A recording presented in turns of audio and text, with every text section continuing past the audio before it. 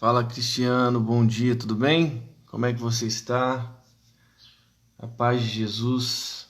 Bom dia, Esther, tudo bem? Bom dia, Laís. Bom dia, pastora Edna, que bom ter você aqui. Bom dia, Marileia. Que legal, Marileia tá aqui. Bom dia, Simone.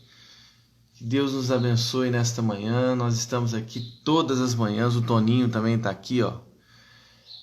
Buscando a presença do Senhor, tentando compreender o seu reino, o seu evangelho a partir do Evangelho de Marcos. E essa é uma caminhada que a gente já começou há uma semana e a gente tem se encontrado aqui todos os dias, né? Todos os dias, aliás, segunda a sexta, né? Com exceção de sábado e domingo. Então, se você quiser convidar seus amigos, convide. Aliás, convide agora aí. Manda um convite aí para os seus amigos, familiares, para que no caminho do trabalho também possam receber da palavra do Senhor. Bom dia, Carla. Bom dia, Carla. Que bom. Bom dia, Ana. Alan, tô vendo o Alan entrando aqui também. Minha mãe. Bom dia, gente. Nós queremos começar o nosso dia na presença do Senhor. Soninha também está aqui. Eliane. Bem, vamos falar com Deus? Vamos colocar as nossas vidas diante do Senhor, pedindo a Ele que Ele derrame graça sobre nós através de sua palavra. Eu quero que você feche seus olhos, se você puder, se não, de olhos abertos, vamos falar com Deus. Senhor, muito obrigado. Muito obrigado por esta manhã, mais uma manhã na Tua presença. Nós te pedimos, Deus, que a Tua palavra, ó Deus, seja derramada aqui, ó Deus, em nossos corações. Os nossos corações têm uma grande expectativa de acolher, Senhor, mais da Tua palavra, mais do Teu querer, mais da Tua vontade. Fala com a gente, Deus. Fala com a gente em nome de Jesus. É o que nós te pedimos. Amém. Amém. Gleice, estou vendo Gleice aqui, Camila, Carol, Cláudio, Milene, bom dia a vocês, viu? Que bom estar aqui com vocês. Bem, a palavra de hoje é em Marcos capítulo 2.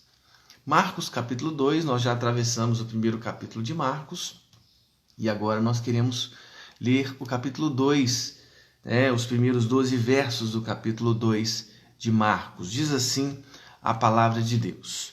Dias depois, entrou Jesus de novo em Cafarnaum. Vocês se lembram daquele dia anterior em Cafarnaum?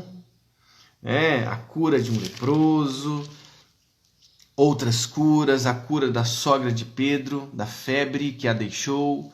Bem, foi um dia intenso, de verdade. Aqui nós estamos num outro dia. Dias depois, entrou Jesus de novo em Cafarnaum e logo ocorreu que ele estava em casa. Muitos afluíram para ali. É lógico, eles sabiam que o Filho do Homem estava ali e que ele tinha poder para curar, para levantar paralíticos, para trazer vista aos cegos. Ele estava ali. Tantos que nem mesmo junto à porta eles achavam lugar. E anunciava-lhes a palavra, Jesus pregando a palavra, naquele teor, naquele conteúdo que nós mencionamos já há alguns dias atrás. Alguns foram ter com ele conduzido um paralítico. Preste bem atenção. Levado por 4 homens. Um paralítico conduzido por 4 homens. E não podendo aproximar-se dele por causa da multidão, descobriram o eirado, o telhado, no ponto correspondente ao em que ele estava, e fazendo uma abertura, baixaram o leito em que jazia o doente. Olha que incrível. Vendo-lhes a fé, essa expressão, quero que você fixe em seu coração. Vendo-lhes a fé. Há uma ação aqui coletiva. 4 homens que conduzem o paralítico até Jesus. Vendo-lhes a fé, Jesus disse ao paralítico: Filho, os teus pecados estão perdoados. Mas alguns dos escribas estavam assentados ali e arrazoavam em seu coração, argumentavam em seu coração. Por que fala ele deste modo? Isto é blasfêmia. Quem pode perdoar pecado senão um, que é Deus? E Jesus, percebendo logo por seu espírito que eles assim arrazoavam, disse-lhes: Por que arrazoais sobre estas coisas em vosso coração? Qual é a mais fácil?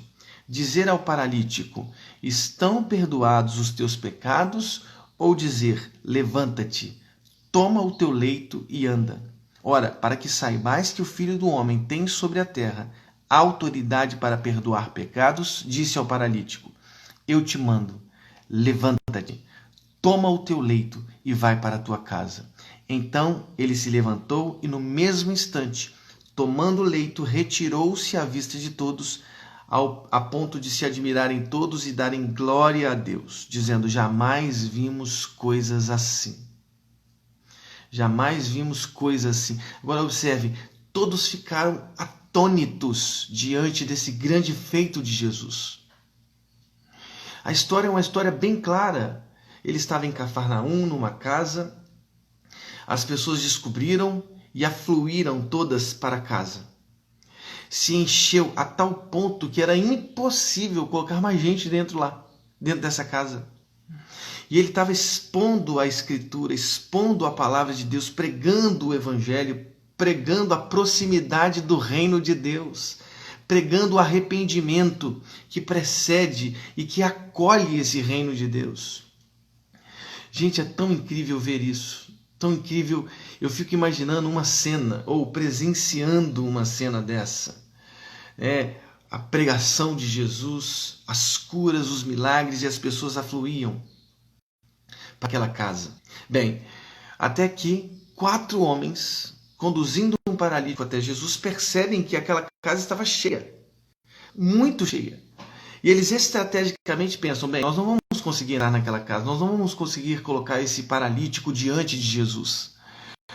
E aí eles descobriram o eirado, viram que as casas antigas eram frágeis. Aquelas palavras de Jesus, eu comparo o homem sensato, aquele que constrói sua casa sobre a rocha, é porque se hoje nos códigos modernos de construção o fundamento é tudo,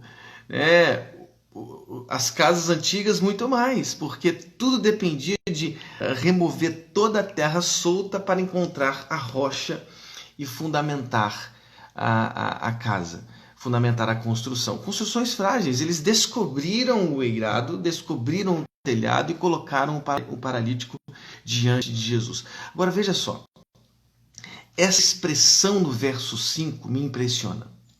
Vendo-lhes a fé. Vendo-lhes a fé. Vendo-lhes a fé é uma expressão que mostra a coletividade dessa fé, a coletividade dessa experiência. Queridos, eu não estou aqui desresponsabilizando a fé pessoal de cada um de nós.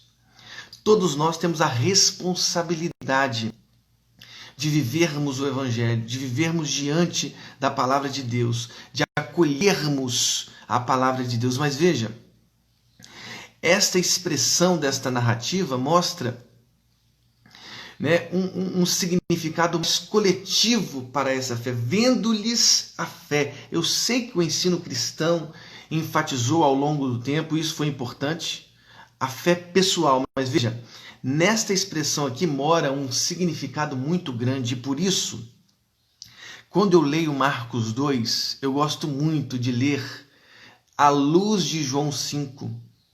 Eu gosto de ler esse texto à luz de João 5, porque quando lemos essas duas narrativas, quando comparamos essas duas narrativas, salta ainda mais aos nossos olhos esta expressão, vendo-lhes a fé. Esse significado mais coletivo, essa conotação mais coletiva da experiência da fé. Lá em João 5, nós temos uma história também de um paralítico. O paralítico do tanque de Betesda. O Cristiano está dando bom dia aqui. Bom dia, Cristiano. Que bom. Vi Sheila também entrando. Zilda entrando, irmã Zilda. A minha irmã Natália também. Lá em João 5, nós temos uma outra narrativa. E é interessante porque ambas as narrativas falam acerca de um paralítico. O paralítico de Cafarnaum e o paralítico do tanque de Betesda. Segundo a narrativa de João 5, refere a esse paralítico do tanque de Betesda, havia ali junto à porta das ovelhas. A porta das ovelhas era uma pequena abertura na parede norte do templo, onde as ovelhas passavam e eram lavadas antes de entrar no templo. Então, junto à porta da ovelha tinha um tanque, que em hebraico se chamava Betesda. Essa expressão Betesda, né, significa casa de graça, casa de misericórdia. Olha que impressionante. Junto a esse tanque havia uma multidão de enfermos, doentes, paralíticos, coxos, cegos, que esperavam o movimento das águas que os anjos faziam. Quando o anjo descia, movimentava as águas, o primeiro a entrar era curado. E veja, a narrativa em João 5 nos diz que aquele paralítico no tanque de Betesda jazia ali já há 38 anos. 38 anos esperando que alguém o colocasse naquele tanque. Jesus, ao se aproximar daquele paralítico, ele perguntou: queres ser curado? Parece até uma pergunta óbvia. Mas o que Jesus quis fazer foi descortinar uma resposta que nos mostra claramente o contraste entre a passagem de João 5 e Marcos capítulo 2. Queres ser curado? E o paralítico de Betesda respondeu: Senhor, não tenho ninguém que me ponha no tanque. 38 anos esperando a sua cura. 38 anos sem que ninguém o colocasse naquele tanque para ser curado. E mais, diz outra coisa esse paralítico: desce outro antes de mim. Essas expressões são, na minha opinião, expressões de contraste. Desce outro antes de mim, não tenho ninguém que me ponha no tanque. Veja, aquele homem não tem por parte de sua coletividade nenhuma demonstração de fé, amor, caridade, solidariedade. Não. Ali valia a lógica do que desce antes de mim. Ali todos estavam pensando em si próprios. Em Marcos capítulo 2, não. Por isso essa expressão vendo-lhes a fé nos salta de forma ainda mais forte aos nossos olhos. Marcos capítulo 2, diferentemente de João 5, temos a expressão coletiva da fé. É tão incrível, queridos, quando nós somos uma igreja que demonstra coletivamente uma experiência de fé que beneficia outros, que abençoa outros, que acolhe outros, que não se deixa viver a privatização dessa experiência, mas a experiência da fé, mas torna-a pública. Queridos, privatização da fé é uma das coisas mais erradas, errôneas, mais mesquinhas que podemos viver. Aquele paralítico, 38 anos, esperando uma alma solidária para colocá-lo no tanque. Em Marcos capítulo 2, vemos quatro homens solidários que criam em Jesus e que carregam aquele homem, aquele paralítico, descobrem o eirado no ponto correspondente, colocam colocam o paralítico diante de Jesus. E aí, vendo-lhes a fé, Jesus diz: filho, os teus pecados estão perdoados. Os teus pecados estão perdoados, é o que diz o verso 5. Mas alguns dos escribas estavam assentados ali e arrazoavam em seu coração.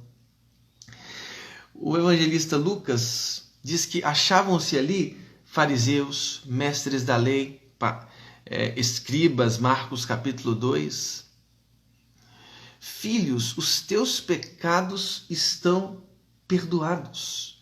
Você já percebeu que religiosos fanáticos não conseguem suportar a expressão filho, os teus pecados estão perdoados? Porque veja, esta expressão É a libertação da pior escravidão, que é a escravidão do pecado, da culpa, que impõe a nós uma força, um peso absurdo que torna a nossa caminhada imóvel, imobilizada. Sim, imobilismo, inércia, passividade provocadas pelo próprio peso do pecado. Jesus diz àquele paralítico: filho, os teus pecados estão perdoados. E aqueles escribas, fariseus, aqueles mestres da lei, fanáticos que não suportavam a palavra libertadora de Jesus, arrazoavam entre si, em seus próprios corações, sobre a possível blasfêmia que Jesus estava cometendo, como se o Filho do Homem não tivesse autoridade para perdoar pecados. Religiosos fanáticos não suportam ouvir a libertação da pior escravidão. Eles não conseguem ouvir isso. Eles se acostumaram com as muletas da lei, com o delírio daqueles que acham ou que arrogam a si força para cumprir a lei. Eles não suportam, eles se acostumaram com a muleta ou com as muletas da lei. E se acostumaram com o delírio de arrogarem-se fortes, capazes de cumprir a lei. Queridos irmãos, eles não suportam ouvir filho, os teus pecados. Veja, vinde a mim todos vós que estáis cansados, veja o alívio que Cristo oferece à alma daquele paralítico que estava pesada, imobilizada, passiva diante do peso que deslocava a sua ação, que imobilizava, que paralisava a sua ação. Religiosos fanáticos precisam do ópio de seu moralismo. Religiosos fanáticos precisam do ópio de seu moralismo. O Filho do Homem, ele diz assim: para que vocês saibam que o Filho do Homem tem autoridade para perdoar pecados. Vocês precisam observar o que eu vou falar agora com o paralítico. Levanta-te, toma o teu leito e vai para a sua casa. Sim, qual é mais fácil? Eu quero ler para vocês. Lá no verso 8 do capítulo 2 de Marcos, ele pergunta: por que arrazoais sobre estas coisas em vosso coração? Qual é mais fácil? Dizer ao paralítico: estão perdoados os teus pecados? Ou dizer: levanta-te, toma o teu leito e anda? Ora, para que saibais que o Filho do Homem tem sobre a terra autoridade para perdoar os pecados, para perdoar pecados, disse ao paralítico: eu te mando, levanta-te, toma o teu leito, vai para a tua casa. Queridos, o Filho do Homem, que é capaz de dizer: levanta-te, toma o teu leito e vai para a tua casa, é o mesmo que pode dizer: filho, os teus pecados estão perdoados. O Cristiano disse aqui, Marcos 2, vemos o papel da igreja se cumprindo.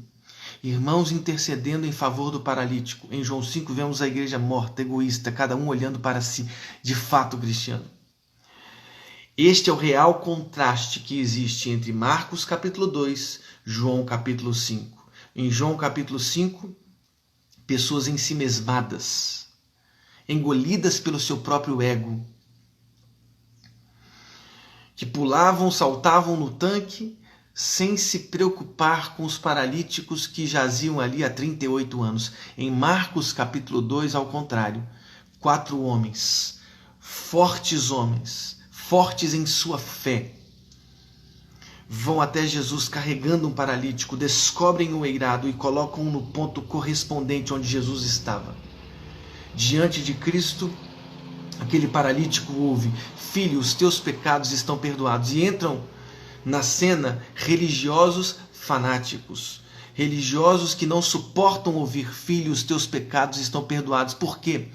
Porque eles acostumaram-se com as muletas da lei, com o ópio da religiosidade, com o ópio do moralismo, com a falsa crença, com o delírio de que são capazes de cumprir a lei por si próprios. Jesus vira para aqueles religiosos e diz: qual é mais fácil? para que vocês saibam que o Filho do Homem tem poder na terra para perdoar pecados, ele se dirige ao paralítico e diz assim: levanta-te, toma o teu leito e vai para a sua casa. Queridos, todos atônitos, eu imagino os religiosos sem graça, emudecidos diante do poder de Deus, da graça de Deus, da graça salvadora de Deus. Aquele paralítico não somente andou, teve a sua alma restaurada, a sua vida restaurada, o seu ser inteiro transformado pelas palavras: Filho, os teus pecados estão perdoados. Toma o teu leito, levanta-te e vai para a sua casa. Que Deus abençoe o seu coração, que Deus abençoe a sua vida e que os nossos corações se unam para ser a igreja de Cafarnaum, capítulo 2. Dos 4 homens que carregam o paralítico para perto de Jesus. Que a nossa igreja, que os nossos corações se unam formando uma igreja que carrega com a força da fé, com a estratégia da inteligência, descobrindo os eirados e colocando os paralíticos diante de Jesus. Que os nossos corações nunca se unam para ser aquela igreja do tanque de Betesda, que pensa só em si. Não.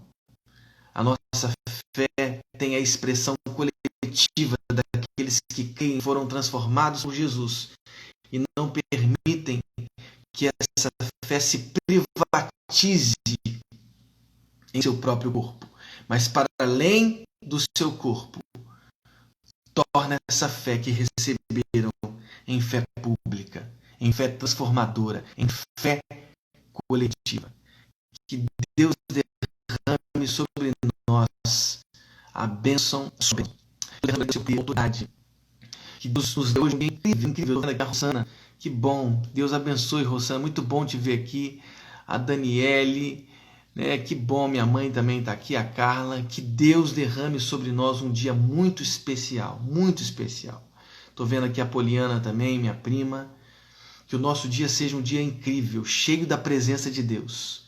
Que a gente seja, que a gente tenha a consciência que as nossas atitudes sejam a atitude daqueles 4 jovens. No nome de Jesus. Que Deus abençoe a sua vida. Senhor, muito obrigado por esta manhã. Muito obrigado por esse incrível dia. Que o Senhor derrame a tua graça sobre as nossas vidas. Que o Senhor derrame a tua graça sobre o nosso dia. Que a nossa fé seja como a fé daqueles 4 jovens que se uniram para colocar um paralítico na presença do Senhor. Deus, que nós possamos alimentar os nossos corações de uma fé não individualista, mas uma fé coletiva, que transpõe as paredes do nosso próprio corpo para abençoar outros. Muito obrigado, Deus. É o que nós te pedimos. No nome de Jesus. Amém. Que Deus abençoe o seu dia, que Deus abençoe a sua vida, no nome de Jesus. Estou vendo aqui Elaine e Rogério, saudades da Elaine e do Rogério, que Deus abençoe vocês, né? Cristiano aqui também. Deus abençoe o coração de vocês e até amanhã, 7 horas da manhã, não deixe de vir. Todos os dias, aliás, de segunda a sexta-feira, né? Às 7 horas da manhã nós temos o nosso devocional. Que Deus abençoe o seu coração no nome de Jesus. Amém.